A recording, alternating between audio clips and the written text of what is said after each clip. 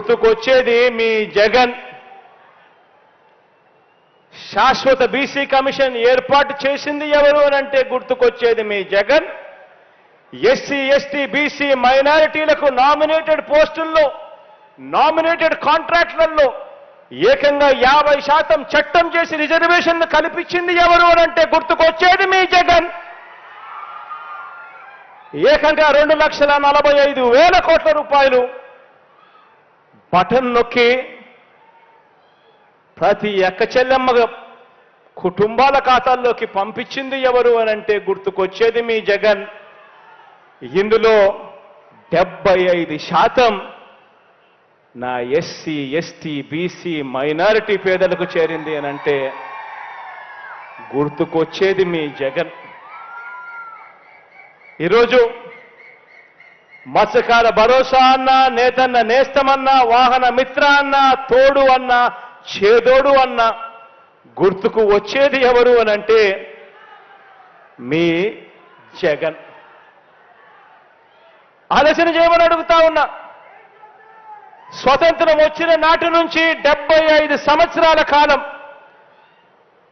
మనందరి ప్రభుత్వం అధికారంలోకి రాకమునుపు మన రాష్ట్రంలో ఎన్ని మెడికల్ కాలేజీలు ఉన్నాయి గవర్నమెంట్లో అని అంటే కనిపించేటివి 11. మీ బిడ్డ హయాంలో ఈరోజు కడతా ఉన్నవి మరో 17. స్వతంత్రం వచ్చినప్పటి నుంచి మన రాష్ట్రంలో ఉన్న పోర్టులు 4 లొకేషన్లలో 6 పోర్టులుంటే మీ బిడ్డ హయాంలో ఈరోజు కడతా ఉన్నవి మరో 4 పోర్టులు, కడతా ఉన్నవి మరో 10 ఫిషింగ్ హార్బర్లు. ఇదంతా కూడా కేవలం ఈ 4.5 సంవత్సరాల కాలంలో మాత్రమే జరిగింది అన్నది ఆలోచన చేయమని చెప్పి మిమ్మల్ని అందరినీ కూడా కోరుతా ఉన్నా. గతంలో కూడా పాలనలు చూశారు. ఇంతకుముందు నేను చెప్పినట్టుగా 14 ఏళ్ళు ముఖ్యమంత్రిగా పరిపాలన చేసిన పాలన చూశారు. 3 సార్లు ముఖ్యమంత్రిగా ఆయన మీ బిడ్డ 4.5 సంవత్సరాల పరిపాలన మాత్రమే చూశారు. కానీ నేను చెప్పినటివి ఇవన్నీ కూడా కుప్పం నుంచి ఇచ్చాపురం వరకు మీ ఇష్టం, ఏ గ్రామాన్నైనా తీసుకున్నా కూడా ఈరోజు మీ బిడ్డ పరిపాలనలో తేడా మార్పు ప్రస్ఫుటంగా కనిపిస్తా ఉంది అని చెప్పడానికి గర్వపడతా ఉన్నా. ఈరోజు దేవుడి దయతో మీ అందరి చల్లని దీవెనలతో నిజాయితీగా విద్య మీద కానీ, వైద్యం మీద కానీ, వ్యవసాయం మీద కానీ, మహిళా సాధికారత మీద కానీ, సామాజిక న్యాయం మీద కానీ, పరిపాలనా సంస్కరణల మీద కానీ ప్రతి రంగంలోనూ కూడా ఈరోజు విప్లవాత్మక అడుగులు ఈరోజు రాష్ట్రంలో పడతా ఉన్నాయి. గతంలో ఎప్పుడూ కూడా జరగని విధంగా, ఎప్పుడూ చూడని విధంగా ఈరోజు అడుగులు పడతా ఉన్నాయి. ఇవన్నీ కూడా చేయని బాబును సమర్థించే వారికి ఆలోచన చేయమని అడుగుతా ఉన్నా. ఇది చాలా చాలా ఇంపార్టెంట్. ఇవన్నీ కూడా చేయని బాబును సమర్థించే వారికి ఇవన్నీ చూస్తే నిజంగా ఎంత కడుపు మండుతుంది, ఎన్ని జలసిల్ మాత్రలు ఇస్తే ఆ కడుపు మంట తగ్గుతుంది. ఆలోచన చేయమని అడుగుతా ఉన్నా. అందుకే వారు బాబు అనే చిన్న గీతను పెద్దది చేయలేరు కాబట్టి మనం చేసిన అభివృద్ధి సంక్షేమం అనే పెద్ద గీతను చెరిపేందుకు ఈరోజు ప్రయత్నిస్తా ఉన్నారు. వారి లక్ష్యం ఏమిటి అని అంటే బాబు చేయని అభివృద్ధిని ప్రజలకు గుర్తు ఉండకూడదు. అదేవిధంగా జగన్ ఇంటింటికి చేసిన మంచిని ప్రజలు, ఇందుకోసమే ఈరోజు ఈ దిక్కుమాలిన రాతలు, ఈరోజు ఇందుకే దిక్కుమాలిన కథలు, ఈరోజు దిక్కుమాలిన కథనాలు ఉద్యోగాలను సైతం, ఉద్యోగస్తులను సైతం రెచ్చగొట్టే కార్యక్రమాలు, రౌండ్ టేబుల్లో రకరకాల పార్టీలు, రకరకాల వ్యక్తుల రంగ ప్రవేశాలు, కుట్రలు, కుతంత్రాలు, ఇవన్నీ కూడా జరుగుతూ ఉన్నాయి. ఈరోజు తోడేళ్ళందరూ కూడా ఏకమై ఒక్క మీ జగన్ మీద, మీ బిడ్డ మీద ఇంతమంది ఏకమై ఈరోజు యుద్ధం చేస్తా ఉన్నారు. ఆలోచన చేయమని అడుగుతా ఉన్నా.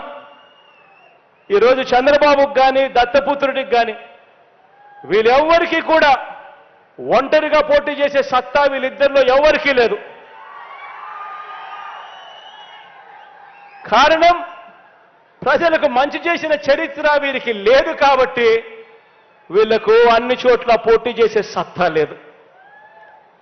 ఈరోజు అందుకే వీళ్ళందరూ కూడా నమ్ముకున్నది ఏమిటి అనంటే వంచనను, మోసాన్ని ఈరోజు వీళ్ళందరూ నమ్ముకుంటా ఉన్నారు. ఈరోజు అమలు చేసిన మంచి కానీ, అమలు చేసిన మంచి స్కీములు కానీ ఇవేవి లేవు కాబట్టి ఏకంగా మోసాలకు ఈరోజు మేనిఫెస్టో అట, ఇద్దరు కలిసిస్తారట, రంగురంగుల వలలతో ఈరోజు ప్రజలను మోసం చేసేందుకు వస్తా ఉన్నారు. అన్ని వర్గాలను వంచిన ఈ బాబు ఇప్పుడు కొత్తగా మరికొన్ని వాగ్దానాలతో వస్తా ఉన్నాడు. మొన్ననే 6 గ్యారంటీలు అన్నాడు. అందరితో జగన్ను ఢీకొట్టలేమో అని వాళ్ళంతటి వాళ్ళే ఆలోచన చేసుకొని ఈసారి ఉమ్మడి మేనిఫెస్టో అని చెప్పి మళ్ళీ ప్రజలను మోసం చేసేందుకు బయలుదేరారు. ప్రతి ఇంటికి కేజీ బంగారం ఇస్తారట,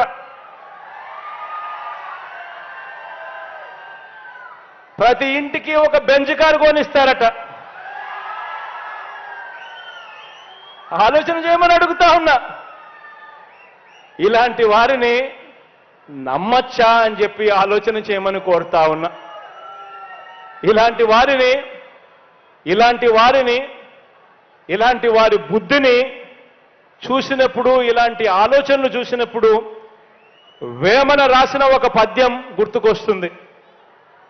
చెప్పమంటారా?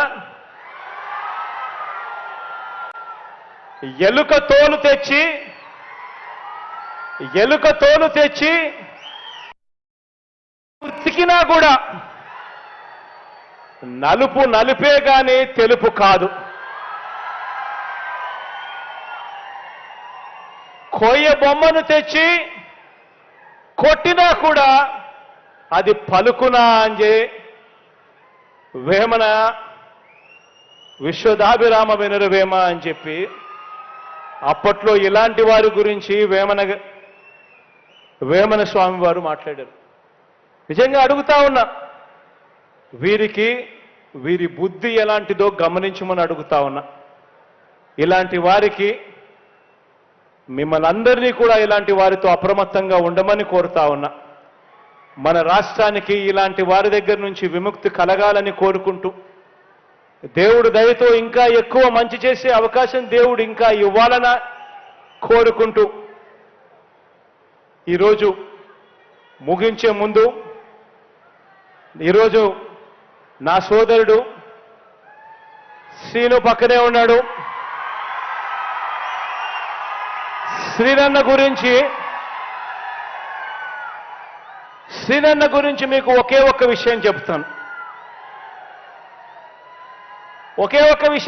శ్రీనన్న గురించి మీకు. సినిమాలలో ఇంతకు ముందు ఇక్కడ పోటీ చేసిన వ్యక్తి అయినా సరే ఇక్కడికి ఒకవేళ మళ్ళీ వస్తాను అని చెప్పి బహుశా చెబుతా ఉన్నాడు. ఒక సినిమా హీరోని చూశారు. ఆ సినిమా హీరో క్యారెక్టర్ను కూడా మీరు చూశారు. కానీ మీ ముందర నేను నిలబెడతా ఉన్నా రియల్ లైఫ్ హీరోని నేను నిలబెడతా ఉన్నా.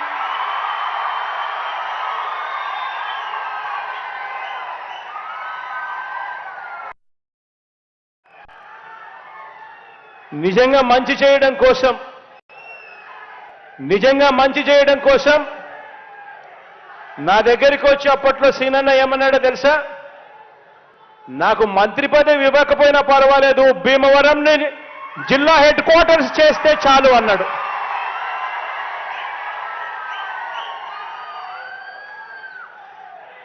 నిజంగా రియల్ లైఫ్ హీరో అంటే ఇలాంటి మాటలు మాట్లాడతాడు. తాను అడుగుతూ ఈ ప్రాంతం అభివృద్ధి కోసం హౌసింగ్ కాలనీలలో భీమవరం మున్సిపాలిటీలో తాను హౌసింగ్ కాలనీలో లెవెలింగ్ వర్కుల కోసం తాను అడిగాడు. 39 కోట్ల రూపాయలు ఖర్చు అయ్యే ఈ లెవెలింగ్ వర్కులకు శాంక్షన్ చేస్తా ఉన్నామని చెప్పి సందర్భంగా తెలియజేస్తా ఉన్నా. సిమిలర్గా అదే మాదిరిగా రోడ్డు వర్క్స్ కోసం అడిగాడు.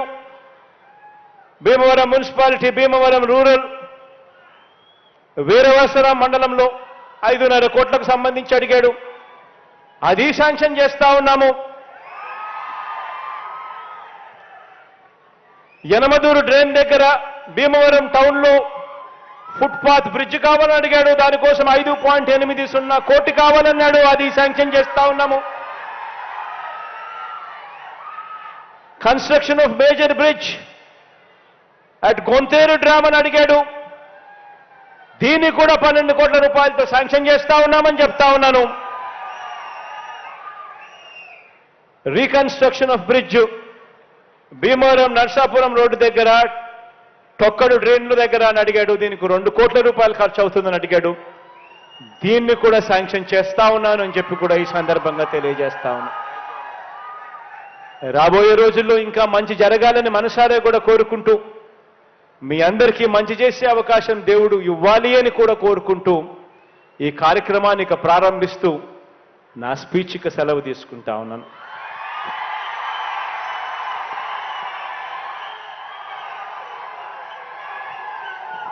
గౌరవ రాష్ట్ర ముఖ్యమంత్రి వర్యులు శ్రీ వైఎస్ జగన్మోహన్ రెడ్డి గారికి హృదయపూర్వక ధన్యవాదాలు తెలియజేస్తున్నాం.